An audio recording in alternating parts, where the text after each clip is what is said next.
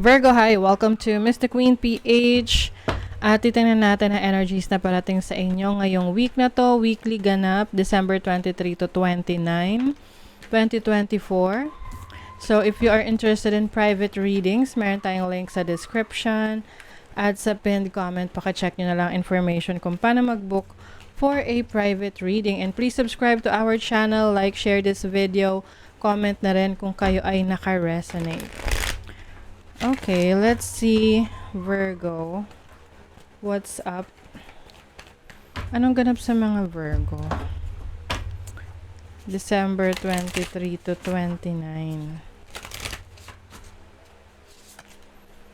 You have leadership. Okay, so maaring ikaw ay merong aakuing responsibilidad sa trabaho, sa bahay mo, sa pamilya.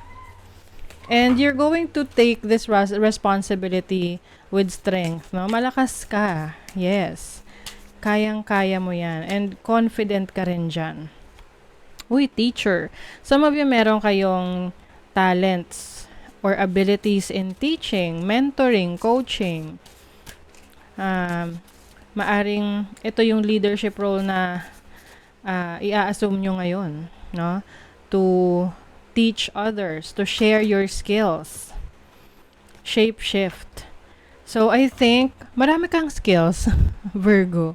Multiple ang skill set mo. And for some of you, maaring mas magpo-focus kayo ngayon sa being a leader of your community, kung saan meron kang na-share sa kanila na abilities mo, knowledge mo, skill set mo, pwedeng sa trabaho mo, or sa business mo, or kahit sa bahay, no? Ikaw ang leader sa inyong pamilya. Let's see what else, Virgo. You have the Four of Pentacles, the Death card, Seven of Wands, Page of Pentacles, and the Star. Wow. Virgo, nasa inyo ang spotlight. So, yung iba sa inyo, maaring may recognition. So, i-recognize ang inyong galing, ang talento ninyo sa trabaho, sa business. Maaring meron ding new beginnings for you. Merong mag-e-end, no? So, you may be letting go of a situation na sa tingin mo hindi na to helpful sa'yo, nakakatulong sa'yo sa trabaho mo, sa relationship mo. Some of you, meron kayong i-let go na unhealthy habits pagdating sa pera. Yung mga pag-overspend, ganyan, or yung mga unnecessary na spending, 'di ba? Na minsan tayo, ang tawag doon, na naengganyo lang tayo ng iba para gumastos. But I feel like ngayon, mas nag-iipon kayo. Mas gusto nyo makaipon ng pera. May mga binabago kayo sa inyong mindset. May binabago kayo sa attitude nyo pagdating sa pag-handle ng inyong finances. With the Seven of Wands, you are also protecting your energies. You are setting boundaries. Hindi lahat ng lalapit sa inyo ay tutulungan nyo lagi. No? So, kumbaga, kung sino lang yung sa tingin nyo ay karapat-dapat na tulungan. With the Page of Pentacles and the Star, I see you starting, or pwedeng nagsisimula na to, no? Ipagpapatuloy mo yung mga nasimulan mong trabaho, business, career.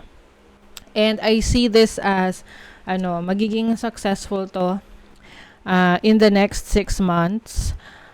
Maari ring yung iba sa inyo, may travel opportunities. Makakabili ng lupa or ari-arian.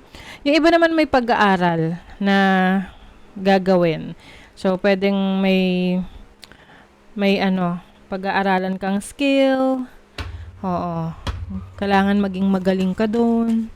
So, maaring may training. Okay? May training kayo this week. Or pwedeng self-study. I also see you healing from your past, no? So, healing yung mga past trauma ninyo. Lalo na pagdating sa pera. Yung maaring nagkaroon kayo ng mga bad decisions pagdating sa pag-handle ng kaperahan ninyo. And this week, naisip mo na, okay, charge to experience. Alam ko na yung mga dapat at hindi dapat gawin. So, moving forward ka na ngayon. May energy ng past. Ooh! Virgo, there is a communication from someone in the past. Pwedeng romantic connection to. Magte-text, magchat-chat, tatawag, paparamdam. Makikita mo, nasisin niya yung my day mo, yung stories mo sa social media. Or pwedeng ipinagtatanong ka sa mga kaibigan mo, ng person mo from the past. Ano yung gusto niyan? Bakit may energy ng past? Ano yung gusto nitong person from the past? Ba't to nakikipag-communicate? Healing, judgment. I think na-realize na niya yung mga nagawa niyang mali sa'yo. Or kung anong naging problema ng relationship ninyo. Pwedeng itong person na to matagal na hindi kayo nagkaroon ng communication. And, kumbaga nasa sa isip niya lang lagi na one time, isang beses, tatawag siya sa'yo or kukontakin ka niya. Alam niya na mangyayari yun. Parang ipapakita niya sa'yo na, nagbago na ako. Hindi na ako yung dating person na kilala mo. Tapos ikaw naman kikiligin. Crossroads. Ayan. Meron kang decision making na gagawin. Tapos either magde-decide ka for this person, kung bibigyan mo to ng chance, ano yung gagawin mo sa relationship nyo, sa connection ninyo. Some of you naman, itong endings, no? Endings when it comes to your career, kung meron ka mang gustong i-let go. Yung iba may plans kayo of traveling abroad or paglipat ng trabaho or paglipat ng industriya na kung saan kayo mag-work. So, yung iba, medyo malayo, seafarer, ganyan, or basta abroad. Iba kasi, pagdating sa career, hindi ka na kayo kontento, hindi masaya.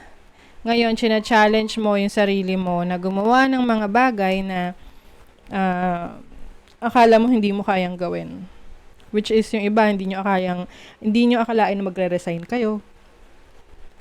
I think you will start a business, no? Pwedeng online business or pwede ring content creation. You're going to use the internet, no? Para kumita ng pera. Okay? So, that is your reading. Virgo, thank you so much.